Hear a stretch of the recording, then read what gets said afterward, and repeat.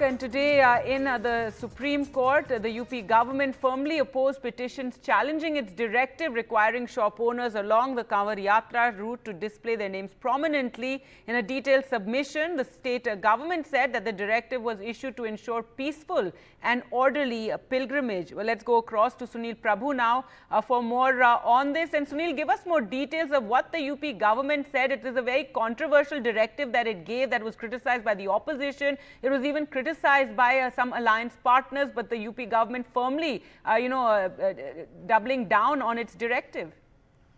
That's right. They've said that this is because of stakeholders, in this case, the Kanwarias, who have, wanted this, guideline to be followed to ensure that communal tension does not go up, and that's the reason why the UP government has passed this directive. This, of course, as you rightly pointed out, the Supreme Court giving an interim stay on this entire process and making it clear that, at least repeatedly, when it heard the matter on Monday, not once, but at least thrice asking who's there from the UP government, because they wanted it to be heard.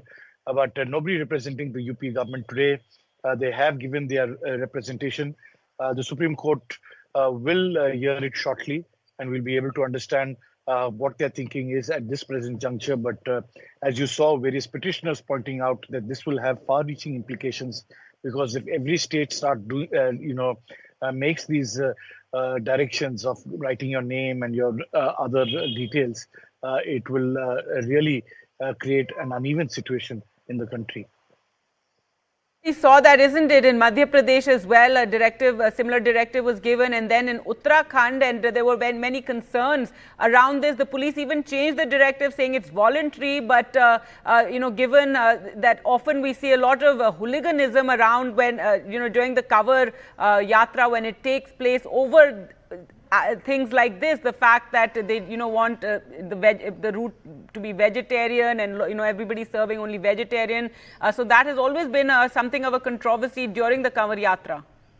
That's right. As you rightly pointed out, the notice has been given to all states concerned where the route is applicable. So that's a directive, and all of them will have to respond to. And as you rightly pointed out, no less than in the bench, Justice Bhatti himself saying that from Kerala, that even though a Muslim owner he makes the best vegetarian food, and I go there because of hygiene and safety issues. There were three aspects that they looked at in the entirety. So it's in that backdrop now that the Supreme Court will hear this matter and take a definitive decision on what the UP government has to say, as well as the petitioners, because as you rightly pointed out, it has far-reaching implications, not only to the state of Uttar Pradesh, Uttarakhand, Madhya Pradesh, which we have named, but a whole host of others, because this will really open a Pandora's box. Tomorrow, if you go around the Sabrimala region, somebody will say, we want to do this, or when there is a Moram, there is we want to do this.